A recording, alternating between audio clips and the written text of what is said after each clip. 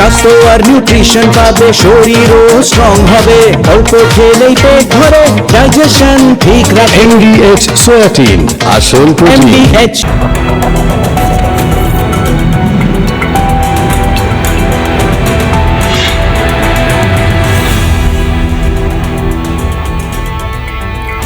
নমস্কার, আপনারা দেখছেন রিপাবলিক বাংলা আর আপনাদের সঙ্গে আমি রয়েছি পায়েল। শুরু করছি জেলা সদর। যেমনটা আপনাদেরকে জানিয়েছিলাম যে হাওড়ার আদিত্য সিং, তাকে ঠিক কি কি টার্গেট দেওয়া হয়েছিল জানাবো আপনাদের। তার টার্গেটে ছিল এই বাংলার পড়ুয়া ও তরুণীরা, তাদেরকে মগজ ধোলাই করে পাক জঙ্গি মডিউলে যোগদান করানোই তার কাজ ছিল এবং সেই কারণে হাওড়ার আদিত্য সিংকে টাকাও দেওয়া হতো। একের পর এক বিস্ফোরক তথ্য সামনে আসছে।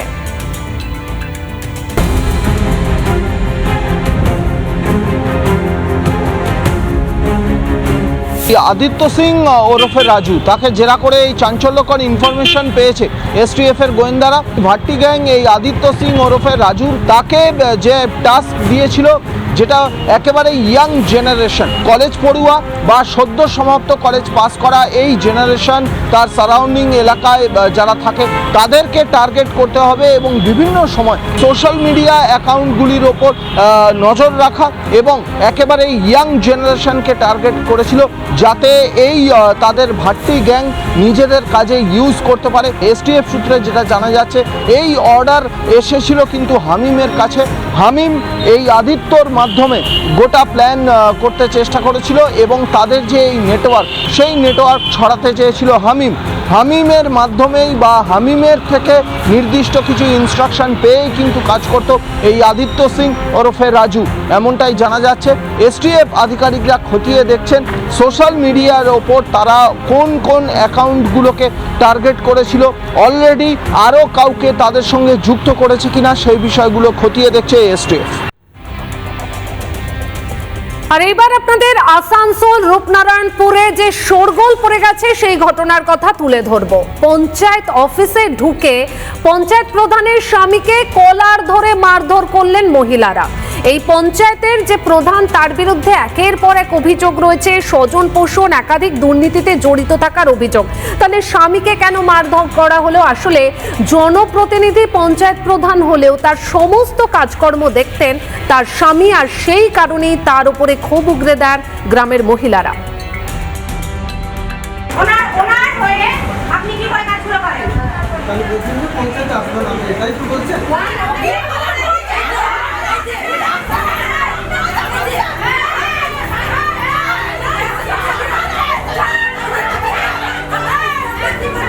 গ্রাম পঞ্চায়েতের দপ্তর থেকে কার্যত কলার ধরে বের করে দেওয়া হলো গ্রাম পঞ্চায়েত প্রধানের স্বামীকে। ঘটনাটি ঘটেছে আসানসোলের সালানপুর পঞ্চায়েত সমিতি বা সালানপুর থানার রূপনারায়ণপুর গ্রাম পঞ্চায়েত। বিভিন্ন অভিযোগ তোলে তারা যে এলাকায় যেসব সরকারি জমি, সেই সব সরকারি জমি বেহাত হয়ে যাচ্ছে, কোনো কিছু না দেখায় সেখানে এনওসি দেওয়া হচ্ছে সহ বিভিন্ন দুর্নীতির অভিযোগ তুলে এদিন রূপনারায়ণপুর গ্রাম পঞ্চায়েতের যে প্রধান রয়েছেন অপর্ণা দাস এবং তার স্বামী বিপিন দাস যিনি রয়েছেন, তিনি আজকে এসে মহিলারা দেখেন তিনি কিন্তু পঞ্চায়েতেই বসে আছেন এবং পঞ্চায়েত প্রধানের দপ্তরে বসে আছেন। স্বাভাবিকভাবেই মহিলারা তারা প্রশ্ন তোলেন যে তিনি কেন বসে থাকবেন।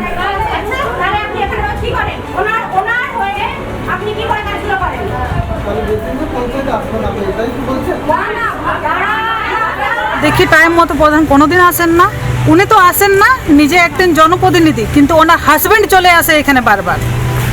তাছাড়া ওনার হাজবেন্ড এই খাস জমিগুলোতে এনওসি দিয়ে লোক বসিয়ে দিয়েছেন।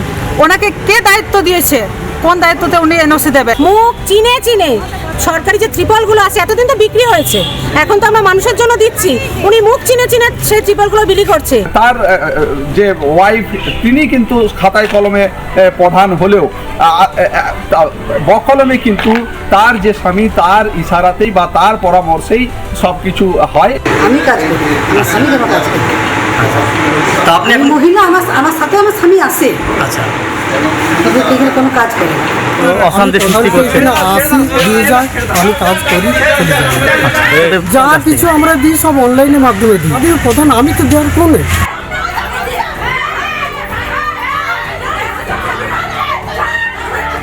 এবং ঘটনাকে ঘিরে উত্তেজনা ছড়িয়ে পড়ে। ঘটনার খবর পেয়ে ঘটনাস্থলে আসে পুলিশ এসে পরিস্থিতি নিয়ন্ত্রণে আনে এবং বিক্ষুব্ধ মহিলারা তারা যে দুর্নীতির অভিযোগ এনেছেন সেই দুর্নীতির তারা কিন্তু তদন্তের দাবি জানিয়েছেন। গোটা ঘটনার উত্তেজনা ছড়ানোর পর ঘটনাস্থলে পুলিশ এসে পরিস্থিতি নিয়ন্ত্রণে আনে। আসানসোল থেকে কৌশিকের সঙ্গে ব্রজ ব্যানার্জি, রিপাবলিক বাংলা। আসানসোলের রূপনারায়ণপুরের ঘটনা তো দেখলেন, মালদার কালিয়াচকে আবার আরেক অভিযোগ, আর সেই অভিযোগটা পঞ্চায়েত সদস্যের বিরুদ্ধে। পরিযায়ী শ্রমিক, তার জমিও দখল করে ফেলেছে পঞ্চায়েত সদস্য, আর শুধু দখল করা নয়, সেখানে তৃণমূলের অফিসও তৈরি করে ফেলেছে, আর এ নিয়ে সুর চড়িয়েছে বিজেপি। পরিযায়ী শ্রমিকের জমি দখল করে তৃণমূলের পার্টি অফিস করার অভিযোগ তৃণমূলের গ্রাম পঞ্চায়েতের মেম্বারের বিরুদ্ধে। এই ঘটনায় পরিযায়ী শ্রমিক কালিয়াচক থানায় লিখিত অভিযোগ করলে পুলিশ ইতিমধ্যেই তদন্ত শুরু করেছে। কালিয়াচক 1 নম্বর গ্রাম পঞ্চায়েতের তৃণমূলের যে মেম্বার হুমায়ুন পরিযায়ী শ্রমিকের জমিকে দখল করে তৃণমূলের পার্টি অফিস করার অভিযোগ। আমি গত 22 ফেব্রুয়ারি 2013 সালে ওটা আমার নিজস্ব সম্পত্তি আমি কিনি। আমি একজন মাইগ্রেন্ট লেবার, আমি মহারাষ্ট্র মুম্বাই কাজ করি।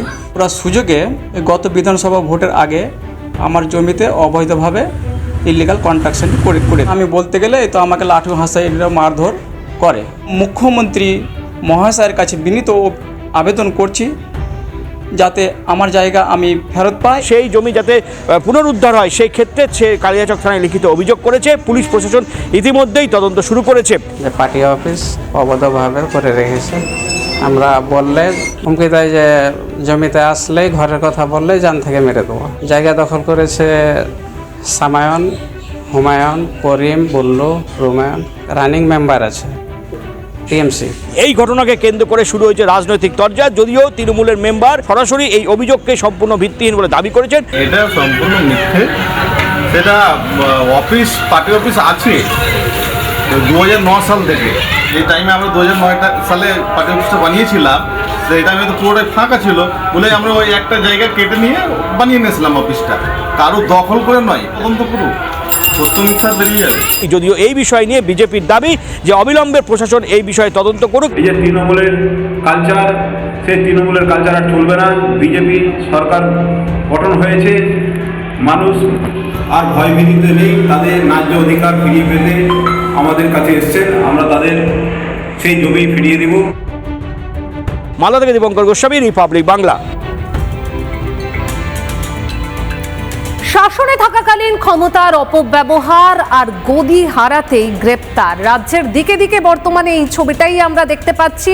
হাওড়ার পাঁচলা, সেখানে গ্রেপ্তার করা হলো পঞ্চায়েতের প্রধানকে, আর অন্যদিকে আলিপুর দুয়ারে সেখানে পঞ্চায়েত সমিতির সদস্যকে গ্রেপ্তার করা হয়েছে। এদের বিরুদ্ধে একের পর এক অভিযোগ।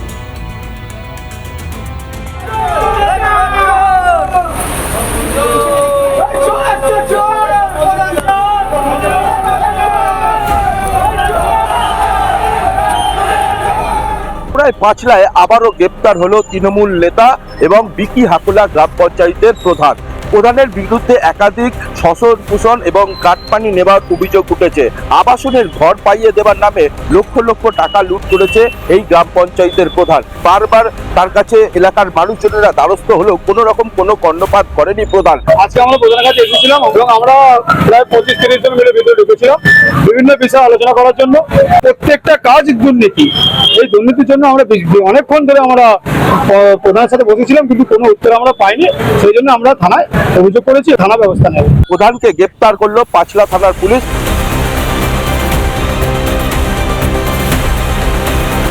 পালিয়ে থাকার পর অবশেষে গ্রেপ্তার হলো আলিপুর দুয়ার পঞ্চায়েত সমিতির সদস্য তপেন কর।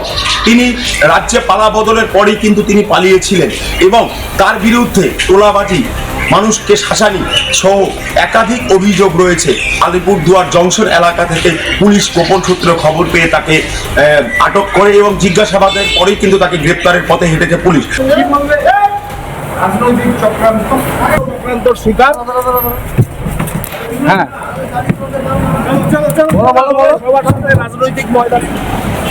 তবে ঘটনার তদন্তে নেমে পুলিশ যেটা জানতে পেরেছে, ঘটনায় আরো কয়েকজন জড়িত রয়েছে, তাদের খোঁজেও পুলিশ ইতিমধ্যে তল্লাশি শুরু করেছে। আলিপুর দুয়ার থেকে সুভাষিস বসাকের রিপোর্ট, রিপাবলিক বাংলা। বিধানসভা ভোটে ভরাডুবির পর একদিকে এই ছবিটা আপনারা যেমন দেখতে পাচ্ছেন, আরো একটা ছবি কিন্তু দেখা যাচ্ছে, কি সেটা পঞ্চায়েত এবং পুরসভাতে ইস্তফার হিড়িক। ধূপগুড়ি ব্লকেও সেই ছবিটা দেখা গেল, সেখানে দুটি পঞ্চায়েতে প্রধান এবং উপপ্রধান তারা ইস্তফা দিয়েছেন। ধূপগুড়ি ব্লকের পরপর দুইটি গ্রাম পঞ্চায়েতের প্রধান এবং উপপ্রধানরা ইস্তফা দিলেন।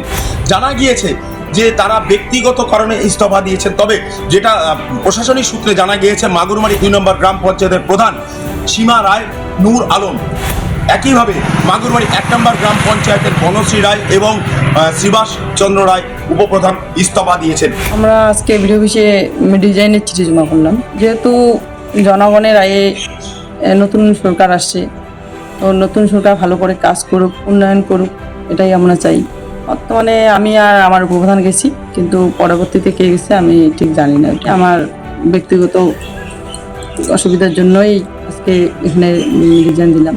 দলকে আর কি জানো, আমার ব্যক্তিগত কারণের জন্যই আমি দিয়েছি। আমরা থাকলে হয়তো নতুন সরকারের অসুবিধা হতে পারে।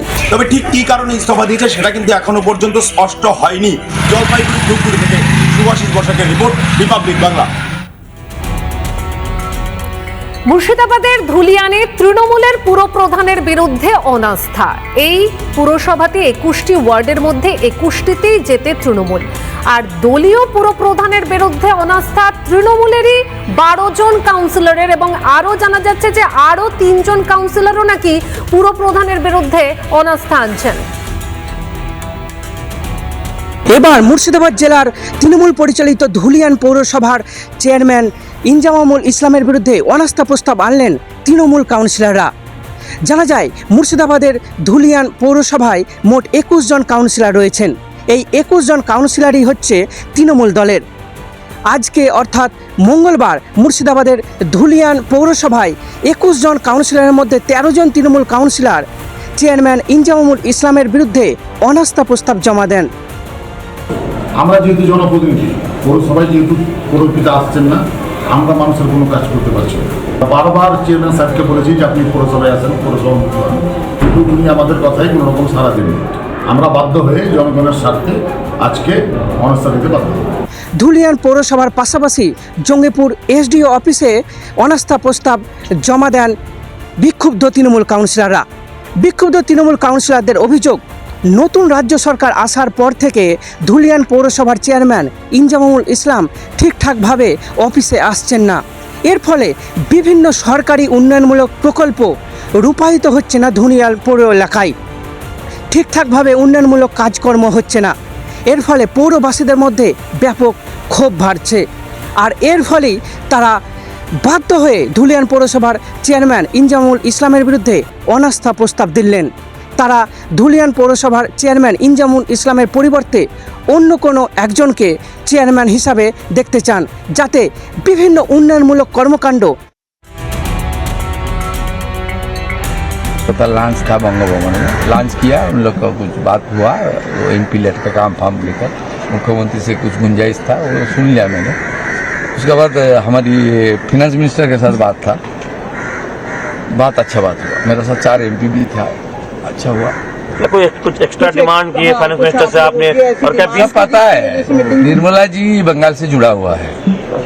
उन्होंने बहुत बंगाल में बीजेपी सरकार लाने के लिए बहुत बार गया है, कैंपेनिंग किया है, खास करके फाइनेंशियल मैटर छोड़ के तो सब पता है। उन्होंने आज 2 पर्टिकुलर सेक्टर के लिए उन्होंने मुझे बताया, उन्होंने भी इंटरेस्ट शो किया। ये हमारी टी गार्डन वर्कर्स के लिए, दूसरा टेक्सटाइल के अंदर वीवर्स के लिए।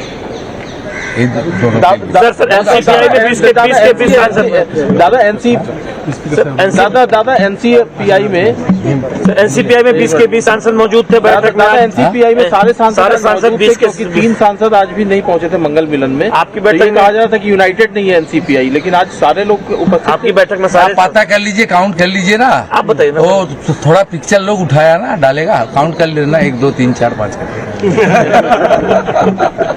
और जरूरी होगा तो मिल जाएगा, और भी मिल जाएगा। और लोग भी आने को तैयार है। देखते रहिए, ये तो पहले झांकी है, अभी बहुत कुछ बाकी है।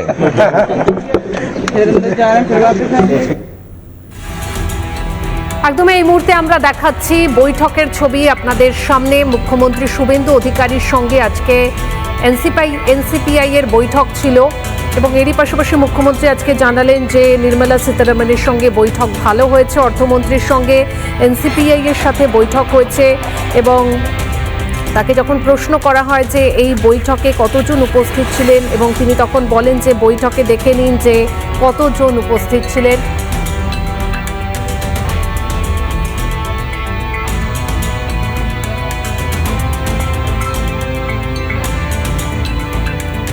আর এই মুহূর্তে আমরা ভাঙড়ের খবরের দিকে নজর রাখবো। অঙ্গনওয়াড়িতে সেখানে একরত্তি শিশুর গায়ে পড়ে গেল ভাতের মার, বুক এবং হাত পুড়ে গিয়েছে ওই একরত্তি শিশুর। আরজিকর হাসপাতালে মৃত্যুর সঙ্গে পাঞ্জা লড়ছে ওই শিশু এবং এই ঘটনাকে কেন্দ্র করে অঙ্গনওয়াড়ির কর্মী ও সহায়িকার ওপরে ক্ষুব্ধ স্থানীয়রা। ভাঙড়ে আইসিডিএস স্কুলে গরম ভাতের মার পড়ে গুরুতর আহত শিশু বাচ্চা। তাকে প্রথমে জিরানগাছা প্রাথমিক স্বাস্থ্যকেন্দ্রে নিয়ে যাওয়া হয়, সেখান থেকে কলকাতা আরজিকর হাসপাতালে রেফার করা হয়। স্থানীয় বাসিন্দাদের অভিযোগ, যখন রান্না করছিল বেশ কিছু বাচ্চা খেলাধুলা করছিল, তখনই কিন্তু গরম ভাতের যে মার, সেই মার যখন ছুঁড়ে ফেলা হচ্ছিল তখন গাফিলতি হয়ে কিন্তু সেই বাচ্চার গায়ে গিয়ে পড়ে এবং বুকের একাংশ হাতের একাংশ পুড়ে যায়।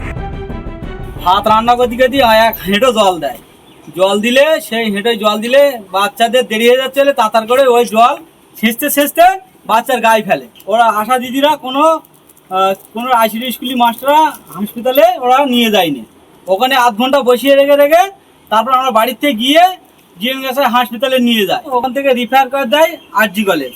আমরা চাইছি ন্যায্য বিচার চাই। স্থানীয় বাসিন্দারা অভিযোগ করছে একটি প্রথমবার নয়, এর আগেও একাধিকবার এমন ধরনের ঘটনা ঘটেছে।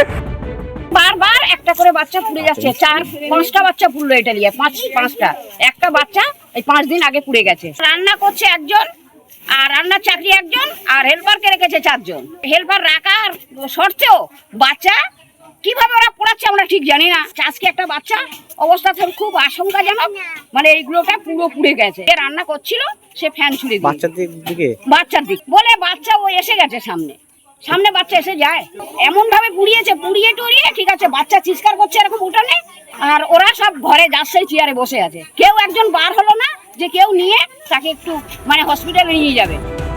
ভাঙড় 2 নম্বর ব্লকের কোলেয়ার থানার অন্তর্গত স্বরূপনগর এলাকা, সেখানে 296 নম্বর আইসিডিএস কেন্দ্র এটা, এবং সেখানে এই গাফিলতির অভিযোগ তুলে কিন্তু স্থানীয় বাসিন্দারা দীর্ঘক্ষণ বিক্ষোভ দেখায়। কোলেয়ার থানায় ইতিমধ্যে লিখিত অভিযোগ দায়ের করা হচ্ছে পরিবারের পক্ষ থেকে। ক্যামেরায় শামীমের সঙ্গে আলমগীর, রিপাবলিক বাংলা, ভাঙড়।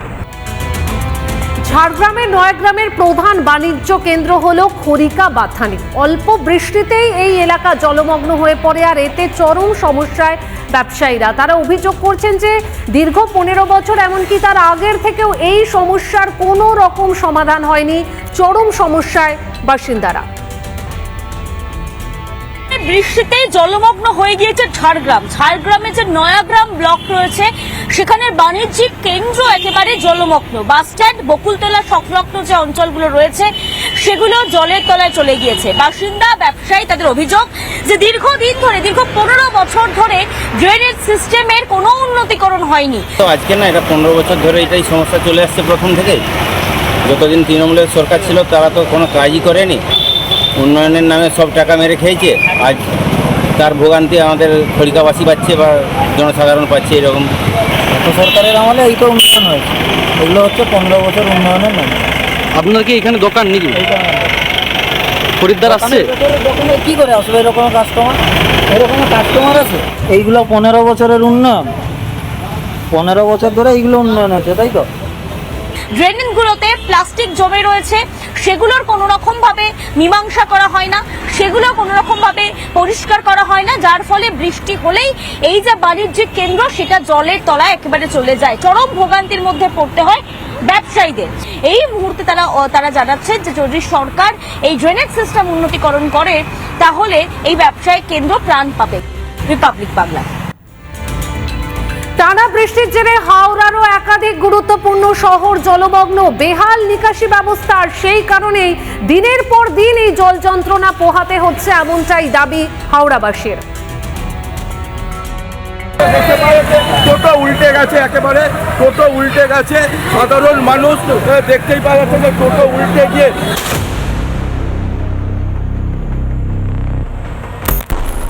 হাওড়া শহর জুড়ে কার্যত বিপর্যয়ের মুখে, কারণ দেখা যাচ্ছে একেবারে রাস্তাঘাট খানাখন্দে ভরা।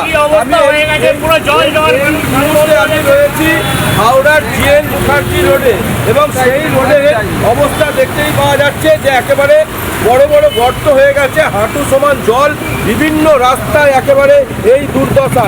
বিপর্য কার্যত একেবারে স্কুল পড়ুয়া থেকে কলেজ স্টুডেন্ট এবং নিত্যযাত্রী সহ সকলেরই একই সমস্যার সম্মুখীন হতে হচ্ছে। সবে মাত্র পুরনো সরকার গেছে, নতুন সরকার এসেছে, তাদের কার্যত প্রায় আড়াই মাস হয়েছে। এই আড়াই মাসে তো দেখতে পাচ্ছে টোটো উল্টে গেছে, একেবারে টোটো উল্টে গেছে।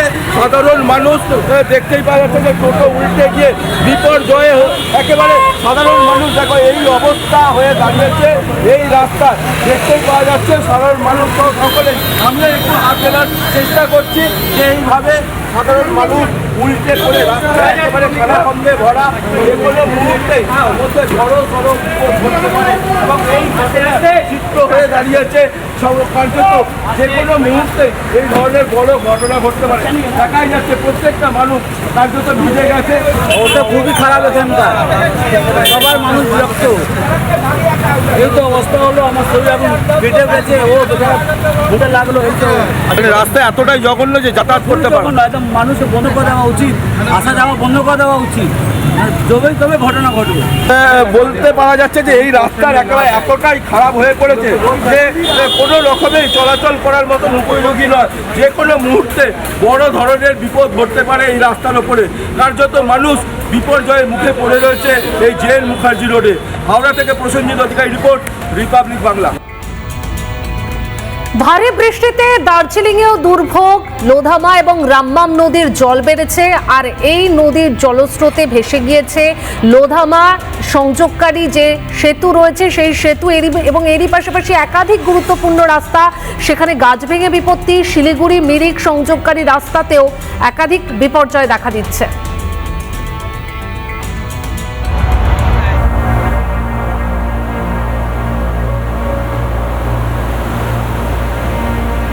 দার্জিলিং জেলার ফ্যানচেতার থেকে রিম্বিক লোদামনা পর্যন্ত রাস্তার বেহাল অবস্থা।